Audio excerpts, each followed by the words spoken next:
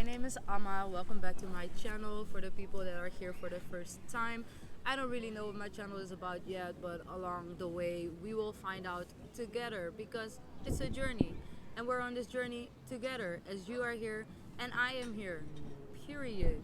So I am here with my roomie today, Carolyn. I love her very much. Welcome. And yeah, today is my first episode of Trippy Talks with Ama.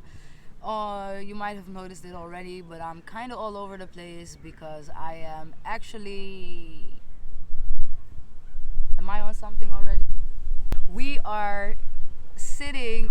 Ooh, I'm really like. I almost want to say everywhere. Like we are everywhere, but that would be. We are here at the Gasper Plus Lake. It's in my neighborhood. I really love this neighborhood because we have like very pretty wooded areas, and this is one of our favorite spots. We are tripping. We are just feeling the flows and just going with the flow as it is. Yeah, we're just preparing to have this little talk about life, and yeah, as I said, just see where the journey takes us. The reason why we are doing this is because, yeah, Caroline just said she's doing this for me, and I am doing this for you. We're doing this, yeah, I feel like we can both get something out of this trip. I mean, every trip takes you into a different journey within yourself, so I feel like when it comes to having a trip, you always gain something out of it. Sometimes you just know that it isn't for you, and you know that's also gaining something out of it. We're tripping on shrooms today. The plug is unknown, and it's 1.2 grams what is inside of the chocolate. So we both had one whole chocolate, so it's 1.2 and 1.2 over there and over here, and it's giving all the cuteness. I feel nauseous a little bit. Like I never really get that nauseous. I don't know how it is for other people. The yawning, it started. Yeah, the yawning. I just have my first yawn, so everything is like actually like slowly getting there. I can feel things more. Like I can actually feel the grass touching my skin, and it's like so nice. I took it. I took it at 6:45, and then you took it at like 20 minutes earlier. 20 minutes earlier, so like 6:15 maybe. Time gets really weird when you're on psilocybin, so it's a little bit. Just time just flies by, and you have no idea how long, what is, and what not.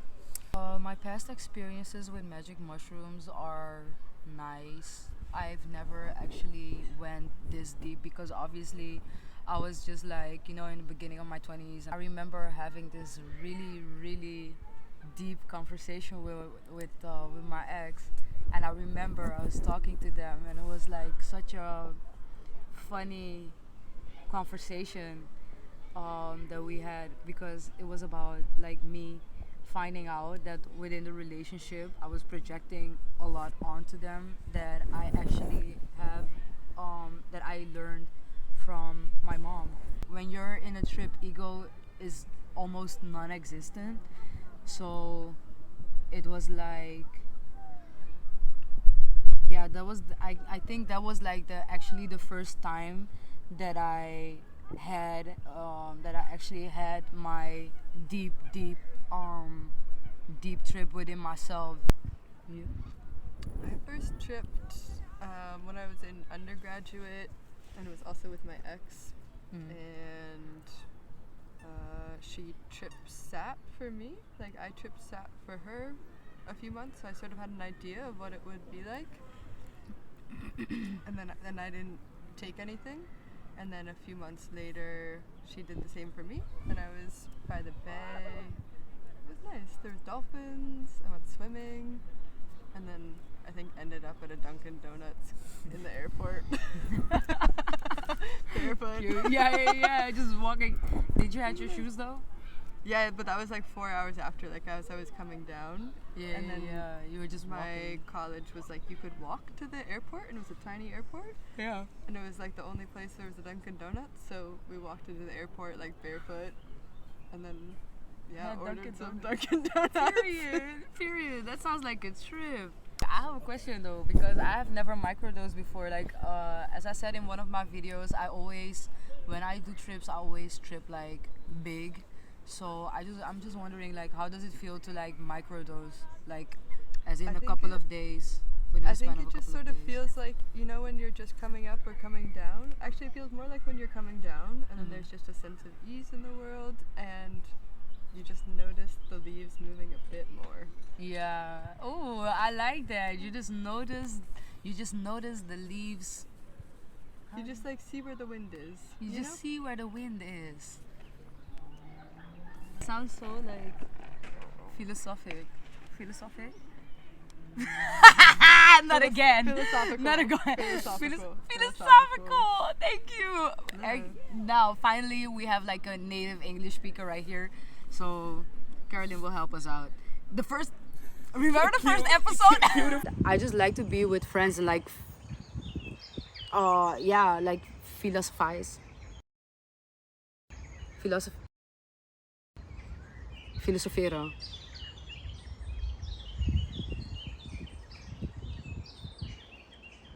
I was like struggling with that word. I was like, philosophize?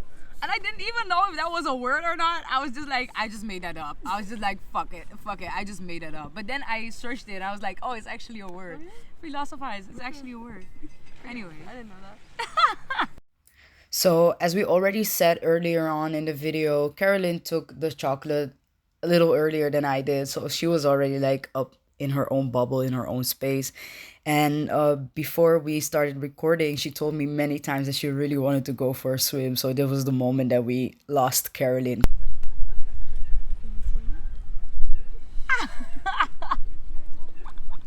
You want to go for that swim so bad, right? Go. Just go. It's fine. It's fine. Go. Go. Enjoy it. Should I get off camera to be naked? I feel connected.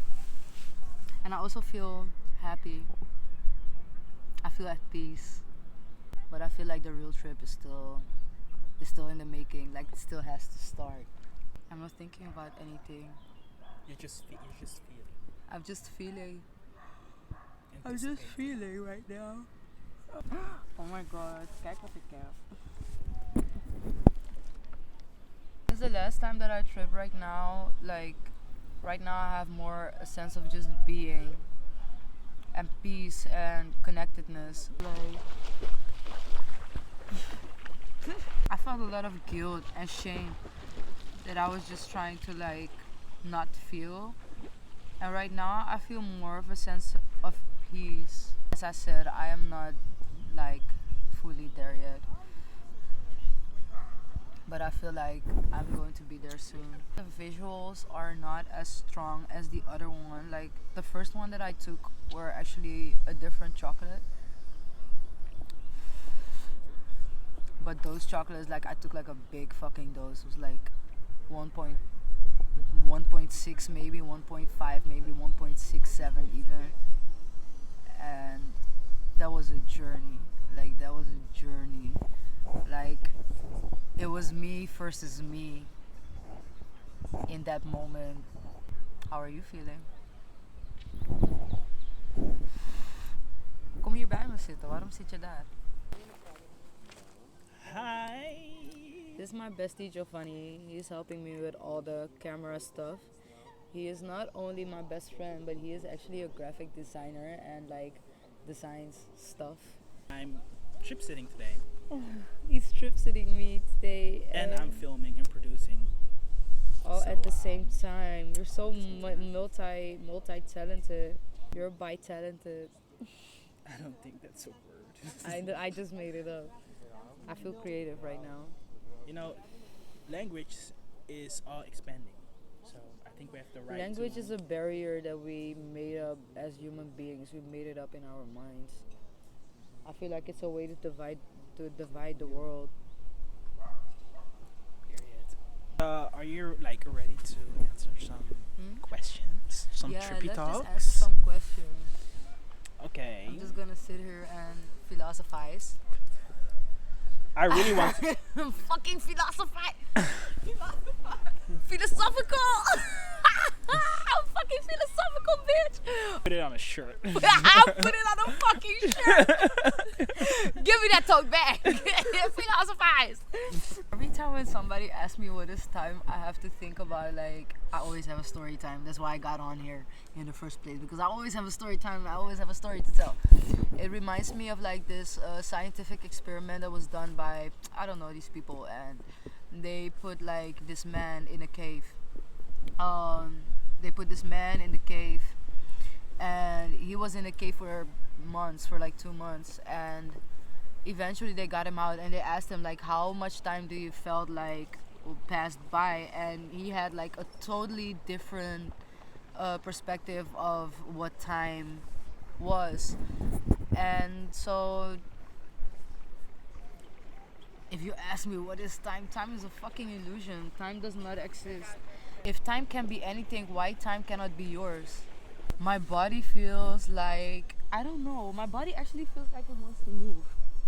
Actually, when I closed my eyes, the world was like upside down, and like the world was everything that we see with our eyes, the 3D eyes, everything is not what it seems.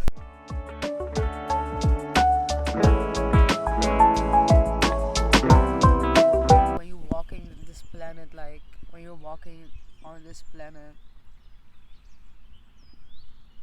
unconsciously, without knowing yourself, and just letting your emotions just take you wherever, then you're a fucking zombie. Then you're slowly dying and you don't even know. But I feel like the moment that you wake up and you take some deep conscious fucking breaths and say gratitude for the fact that you are alive, then you're living. But who am I? Who am I to say? I don't know. I don't know anything. Love is difficult. It's difficult. It's beautiful and difficult all at the same time. I just know that when I love people, I love hard. It's funny because a very, very wise person told me that. Oh. I just had a realization, like, I love unconditionally. I can love the ugly parts from people equally as hard as the beautiful parts. Maybe the uglier parts even harder, because I know that that doesn't define who they are. It's like their hearts are what they are, and I can feel their hearts, but they're just some ugly fucking truths that come out of them. And I just wish that, ooh, interesting. And I just wish that there were people out there that loved me in the way that I would love them, like the ugly sides and the beautiful sides. That there was this very, very wise person that once told me, with every action there's a consequence. And if you do certain things, then you just have to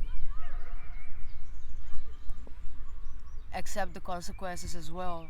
But you just want the actions, but not the consequences. Great thought. It's not me that has that thought. It's a person that told me that once. Because I've been a shitty fucking person.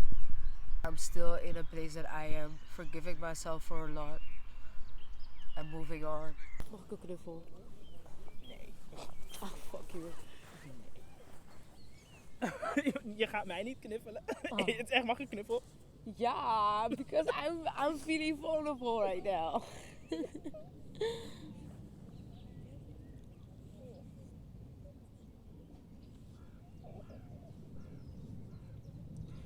Hey, child. So within this moment, there was a lot going on in my head, obviously. As you can see, yeah, there was just a lot that was coming up, past conversations that I had, and past fights that I had. And I was beating myself up over it, like a lot, unconsciously. Like I didn't even know. Like for me, it felt like I already moved on, as a lot that was going on in my head in that moment happened like 2 years ago. But I realized that I didn't let go. I didn't let go yet of a lot of things. And I was just thinking about it, and everything was coming in at the same time. Like I was realizing, I was reliving those moments, and I was realizing my position in those moments. And also, I was feeling that I felt human, so I felt like I didn't know better, but on the other side, I was still beating myself up over it like so damn hard, and I didn't know where that feeling was coming from, and I couldn't put my finger on it. So, yeah, and then also, I was sitting in the middle of a big ass field, and there were a lot of people around me, and I was just like, what's happening? So, yeah. So, this is a new day, a new me, and a new park. We're in Vondelpark today, which is in a different side of Amsterdam. And we're here, we're queer and cute as hell. So, yeah, basically, I wanted to go back to yesterday and give you guys an update on the realizations that I had and the things that I realized after talking to Giovanni. And basically, like, one of the first things that, as I already said, really felt was the guilt and the shame. And also, like, in my first trip I had the same experience, but it wasn't this deep on the guilt and the shame and the fear. It was more like a confidence boost. I realized that I am so much more than what I'm giving myself, and that I give myself credit to be for. And right now I am just like, yesterday after the talk with Joe Funny, I had some realizations that I am still carrying a lot of shame and fear and guilt. Well, the fear part is partially like I'm working on that right now. If I wasn't, then I wouldn't be here talking to you guys. And right now I just have this feeling like I just went deep back into like my whole like my family issues and everything that I grew up with, and everything that my family actually teach me, like indoctrinated me with. And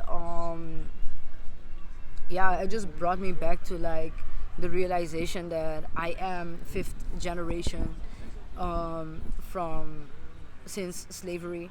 I'm the fifth generation. Like my great grandparents were slaves, and basically there's a lot of trauma and a lot of generational trauma that was put onto me when I as I grew up. So I'm gonna tell you a little bit of the realizations that I had, and the things that I realized, because I realized that it was a cycle that I was finding myself in, and I didn't know how to deal with the cycle, and I didn't know how to deal with the feeling. Because every time, like yesterday when I was in the middle of the trip, I felt like everything was still going okay, everything was still going great. And it's funny because Giovanni also said like, yo, you're handling this way different than the way that you were handling it the last time that I saw you tripping, because the last time that I tripped we were together as well. And it was just like the moment that everything kicked in, I just went into like the other clip you can also see in my face that I was like going into like this really like into this place within myself. And it wasn't a nice place to be honest. Like I was seriously like spiraling. Godverdomme. I was seriously like spiraling. Fuck, shit. Oh, at some point we had like a whole conversation, and like all of these things came up, and I realized also a lot of feelings that, you know, like I truly believe that when you are born, like you are born, your spirit, especially my spirit, like every time when I trip, I just look at my hands, and you can also like see my hands, like they're very wrinkly, like very like wrinkly, dinkly, and also like my skin is like very wrinkly. Like I feel like I have had so many lives already on this earth, and I feel like, yeah, like yesterday I had such a strong sense of like just being tired from being here again and again and again, and still not learning my lesson. And I was thinking like, what the fuck is my lesson? I feel like it's overcoming this feeling of guilt, shame, fear. This morning I wrote a lot. I had some space and some time to put all my thoughts together, and I put them down on paper, so I'm gonna read a piece from my journal. I'm very harsh on myself, and most of the time I don't forgive myself, and I ask myself, where does that come from? I have a family that is carrying a lot of hate and a lot of guilt within themselves. There are a lot of things that they don't let go of. When I'm talking to my dad or to my grandmother or my mom, it's always about their past and fucked up shit. Things that they didn't let go, or things that they regretted that they didn't do, or things that somebody else did to them and they still didn't let it go. For example, my grandmother, like sometimes she can be very bitter, and sometimes she says things like, I will never forgive them, you know? And that was like the thought pattern that they also put onto me as a little kid. I have some vivid memories of me just being a child and just trying to do the best I could to survive in the school system, and just the best that I could to survive in like a white fucking country, and they didn't cut me any slack. They didn't allow themselves to let go. I just have like a pretty, especially when it comes to my Surinamese side, like I have a pretty resentful family. Like they are people that are carrying just a lot of bitterness and hate and anger inside of them, and most of the time they don't really talk about it. They think that it's on them, it's on the people that hurt them, but actually they don't know that they are actually hurting themselves even more with all of that. I always felt like I was in a competition with, for example, my brother. He grew up to be a corporal in the Marines, and he drives a Ferrari, has a big ass 3-story house. And if you are from the Netherlands, then you know, suburban Hoofddorp. And like he has, from the moment that we were both in school still, he always had everything that I didn't have, because I grew up in a black family that also comes with black struggles, and he grew up biracial in a white family with white struggles, which you cannot compare to each other. I always felt like I was being compared to him, and my grandmother doesn't remember this because I already had a conversation with her about this. But when I was done with school, and I was so happy because I actually got kicked out, and the last year I was in this special school for children with behavior problems, and me coming from a Christian high school going there was a lot. And I was basically on survival mode, and people were like bullying me all the fucking time because I was best friends with like my teachers. And at some point I was just like, I was just happy that I made it, you know, at the right level to graduate and then start my education, which was my dancing education, which I really wanted to do. And I was like, for me, like as I said, high school was a struggle, and I fucking did that shit, and I was so proud of myself. And I remember going to my grandmother, and she was like, "Oh, but your brother had one level higher. I think that's very low." And I remember hearing that was like heartbreaking. I have many more situations that just broke me as a kid. I realized yesterday that I have a deeply rooted trauma, which results in me being very harsh on myself and holding everything against myself, even though I was supposed to forgive myself a long time ago. My family would make me feel unworthy of everything. Always have to compete with other people and my own brother. It created a self-destructive cycle. I find people, they love me for real, or they don't. I used to attract people that treated me the same way as my family did because I didn't know better. I thought that this was the way that love looked like. I was bullied and hung out with my bullies. I would call people that projected their hate and anger onto me my friends, which resulted into me feeling even more unworthy. Later on, I started to self-sabotage.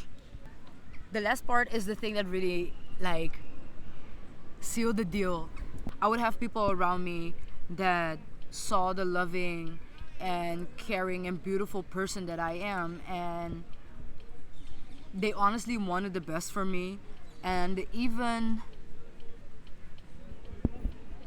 if they loved me like truly, I would put myself into a situation that I would still be discarded or left with a feeling of unworthiness, or I would hurt them badly and expected to be forgiven because that's what I always wanted from my family.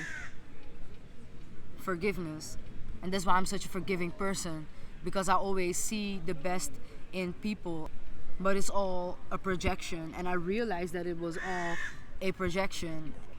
All that I have been through made me this person that I am today, but I don't have to be that person anymore. I don't have to be that person tomorrow. I can like honestly say that I had a big impact or on many people their lives in a positive way, but also in a negative way. Right now I'm in a position that I'm very conscious of myself, and I really want to grow to a better version of myself, because as I said, it's a family trauma, it's a generational trauma, and I really don't want my kids to experience the same feeling that I had. I remember when I just started living on my own and started having like these panic attacks and started to feel so anxious and like so fearful. I remember talking to my mom, and my mom told me that she went to the therapist for it, and she spoke to the therapist so many times about like fear that she had within herself. And she told me like it's not a life, like stop fearing life and just live your life. You're young, just do whatever you need to do to get rid of that fear, because I can tell you that it's not a life. This was my first episode of Trippy Talks. Please comment down below what you thought of it. Like I really want to know what you think about it, and like I want to hear some positive feedback, also constructive criticism. It's all welcome. Let me know for the next time what you think that I should think or talk about during my Trippy Talk. Don't forget to like and subscribe, and also hit the ping, you know what I mean with the ping, the notification bell. And yeah, see you next Saturday. Peace.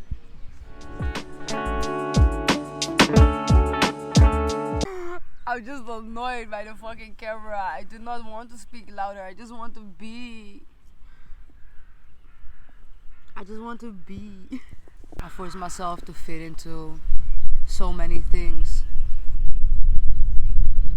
The dancer, the poet. But that's the whole thing. When I look at myself, I'm indescribable.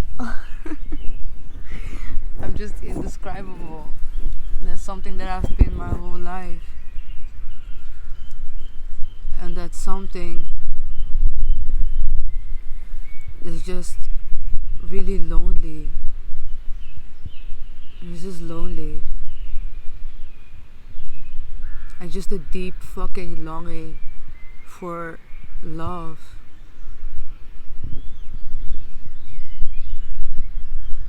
And then when you think you found it,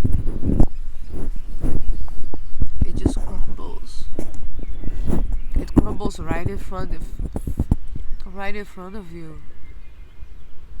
And it wasn't what you thought it was.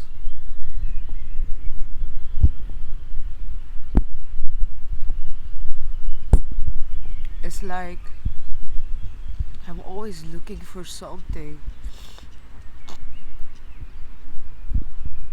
Even now that I'm editing these videos, I just want to know, where did I get all my talents from? I can do so many things. Everything that I touch turns into fucking gold. I'm editing right now for 2 weeks, and I'm editing like I already did it before. I've been here so many lifetimes. I've been here so many times already.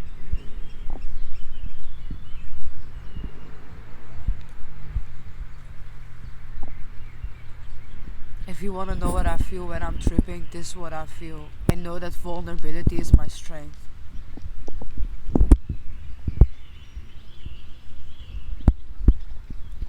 So I just want to show that side of me, I guess.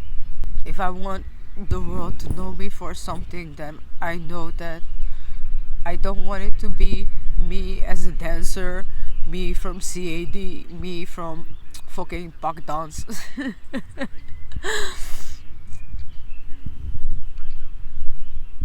I want to be known for me.